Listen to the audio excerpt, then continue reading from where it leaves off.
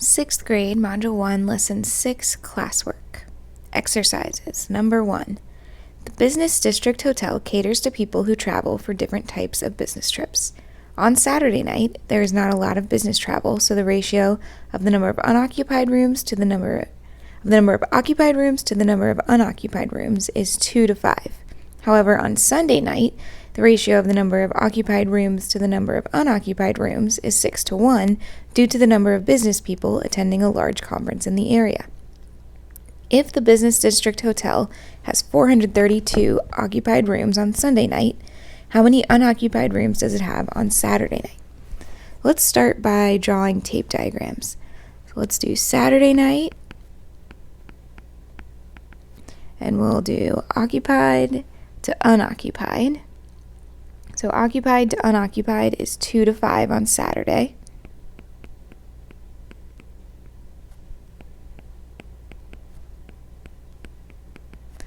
So we have 2 to 5 on Saturday, and on Sunday,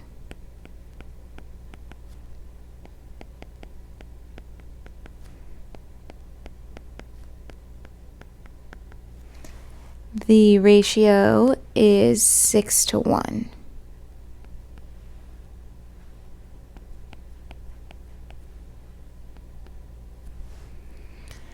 And it says that if the Business District Hotel has 432 occupied rooms on Sunday night. So on Sunday night, here, the occupied rooms, this is equal to 432.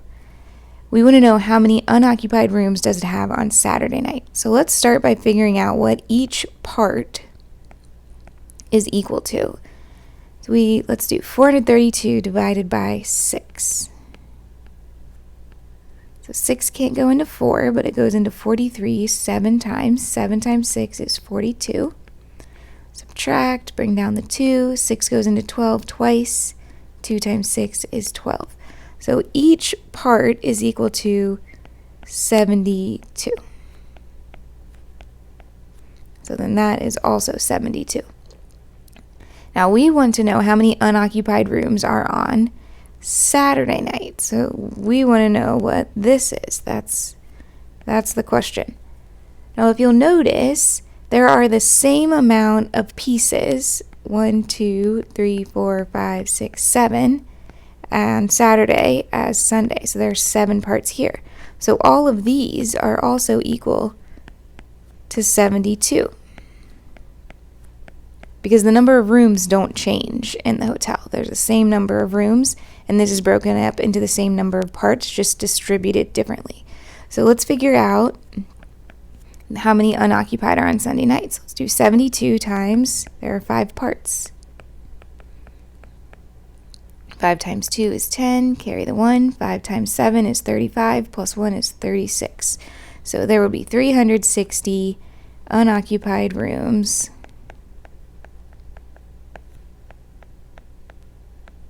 on Sunday.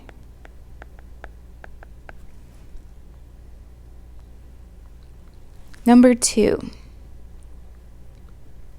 Peter is trying to work out by completing sit-ups and push-ups in order to gain muscle mass. Originally, Peter was completing 5 sit-ups for every 3 push-ups, but then he injured his shoulder. After the injury, Peter completed the same number of repetitions as he did before his injury, but completed 7 sit-ups for every 1 push-up. During the training session after his injury, Peter completed 8 push-ups. How many push-ups was Peter completing before his injury? Let's make some tape diagrams. So before the injury, he was completing 5 sit-ups for every 3 push-ups. Let's do before. He had sit-ups was 5. 2 push-ups was 3.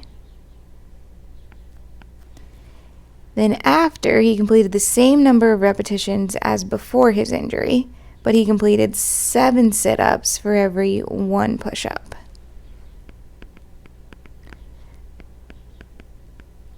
So after sit-ups was 7-1.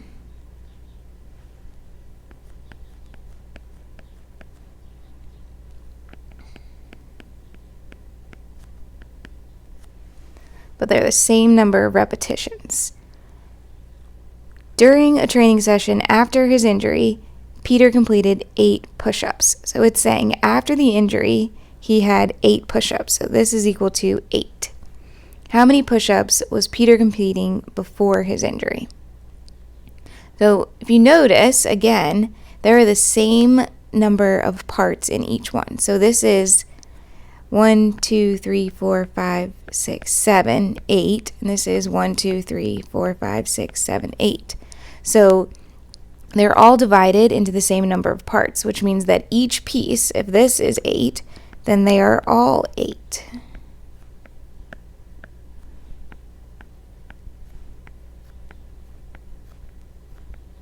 And what we want to know is how many push-ups Peter completed before his injury. So here's before, here's push-ups. So it's 8 times 3 is 24. So he was completing 24 push-ups before injury.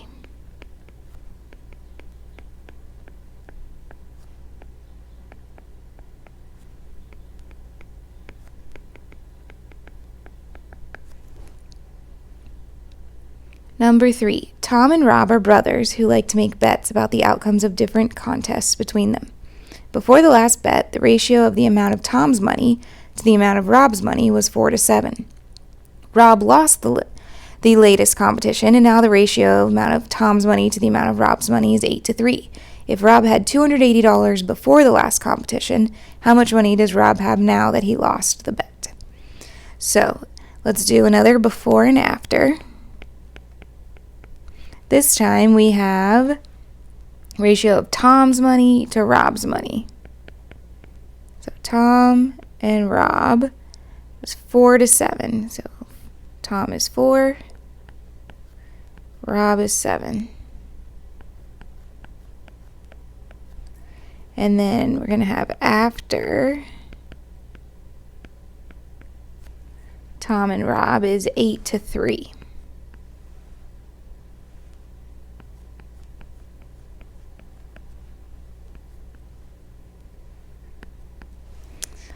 Now, it says Rob had $280 before the last competition.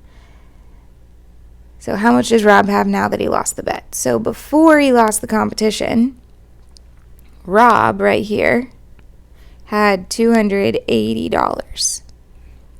So let's see what each of these parts would be equal to. So that's 1, 2, 3, 4, 5, 6, 7. So let's do 280 divided by 7. So 7 can't go into 2, but it goes into 28 4 times. 4 times 7 is 28. Bring down the 0. 7 goes into 0 4 times. So each part is 40. And again, there are the same number of parts before as there are after. So all of the parts are equal to 40.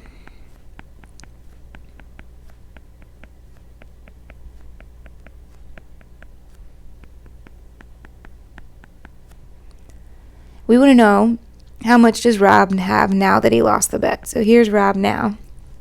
So he has 40 times 3, which would be $120. So we could say Rob has $120. Number 4, a sporting goods store ordered new bikes and scooters. For every 3 bikes ordered, 4 scooters were ordered. However, bikes were way more popular than scooters, so the store changed its next order. The new ratio of the number of bikes ordered to the number of scooters ordered was 5-2. If the same amount of sporting equipment was ordered in both orders, and 64 scooters were ordered originally, how many bikes were ordered as part of the new order? Okay, so let's do old order and new order. So old order, we have bikes to scooters. Remember, 3 bikes to 4 scooters. So it's whatever comes first. 3 bikes to 4 scooters. New order, bikes to scooters. We have 5 to 2.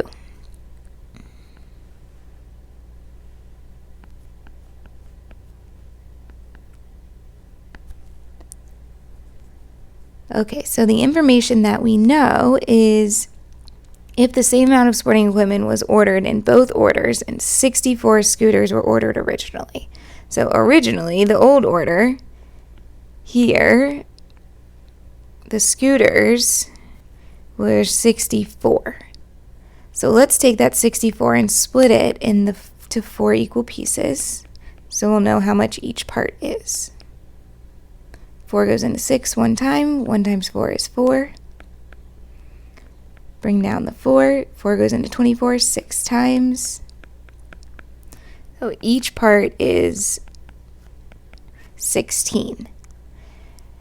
Now again, luckily we have the same number of parts in the old order and the new order, which means that all of these parts are equal to 16. So if we want to know how many bikes were ordered as a part of the new order, here, all of these are 16. So we just need to do 16 times, there's 5 parts.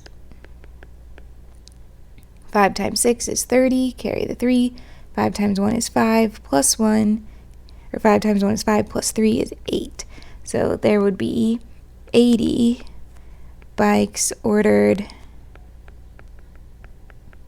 in the new order.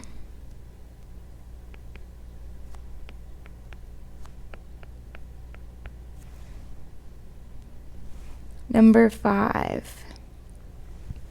At the beginning of grade 6, the ratio of the number of advanced math students to the number of regular math students was 3 to 8. However, after taking placements tests, students were moved around, changing the ratio of the number of advanced math students to the number of regular math students to 4 to 7. How many students started in regular math and advanced to math? And if there were 92 students in advanced math after the placement test. So let's start like we did on the last one with before and after.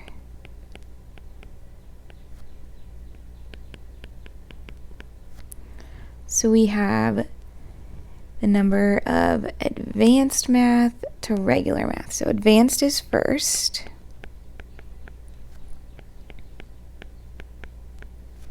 And it's 3 to 8.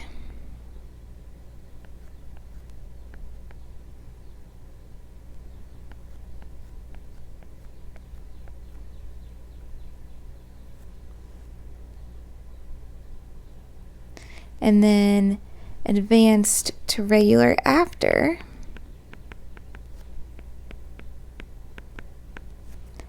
was 4 to 7.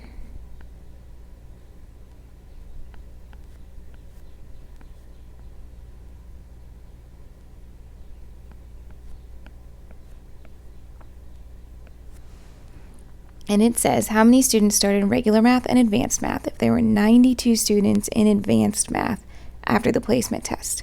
So after the placement test, there were 92 in advanced. So there are 4 parts in advanced. Let's see what each part is equal to. So 4 goes into 9 twice.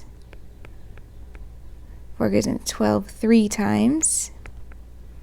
So each piece is 23.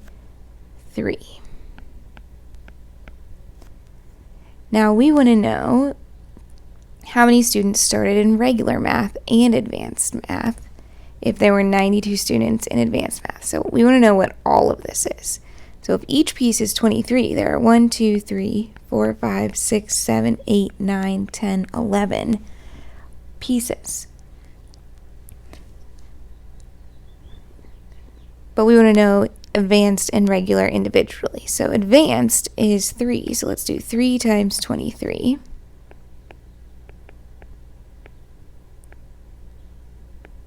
Is 69. So there were 69 advanced before. And then regular, there are 1, 2, 3, 4, 5, 6, 7, 8. So let's do 69 or 23 times 8. 8 times 3 is 24.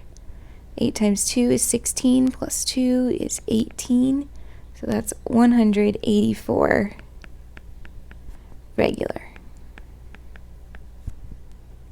That's before the placement tests.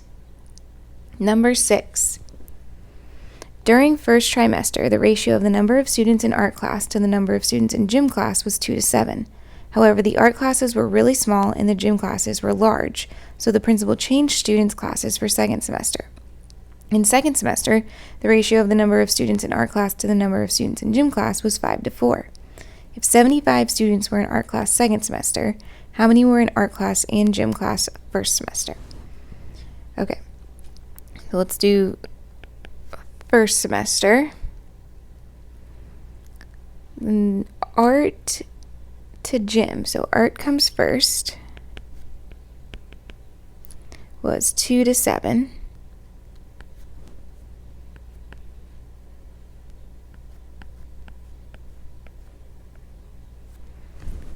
And the second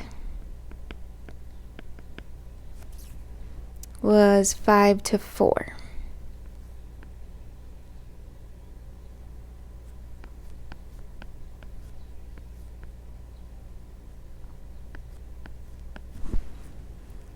And it says there are 75 students in art class in the second semester.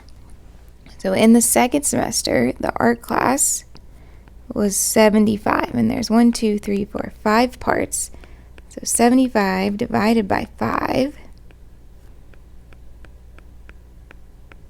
5 goes into 25 5 times is 15. So each part is 15. So we want to know how many were in art class and gym class in the first semester. So art class in the first semester is 15 times 2. So there were 30 in art class. And then gym class is 15 times 1, 2, 3, 4, 5, 6, 7. So let's just do 15 times 7 real fast. 7 times 5 is 35. Carry the 3. 7 times 1 is 7, plus 3 is 10. So there were 105 in gym class. And number 7, Jeanette wants to save money, but she has not been good at it in the past. The ratio of the amount of money in Jeanette's savings account to the amount of money in her checking account was 1 to 6. Because Jeanette is trying to get better at saving money, she moves some money out of her checking account and into her savings account. Now, the ratio of the amount of money in her savings account to the amount of money in her checking account is 4 to 3.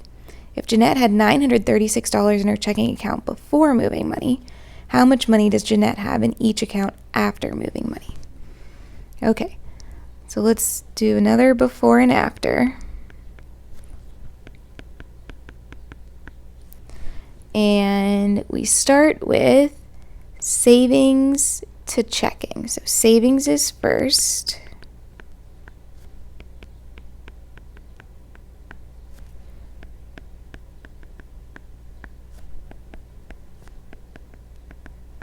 So before, savings to checking is 1 to 6.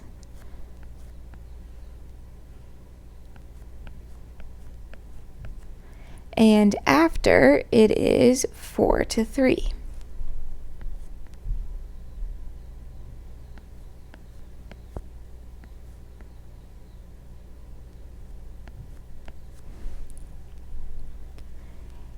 If Jeanette had $936 in her checking account before moving money, so it's saying she had $936 before moving money in her checking account.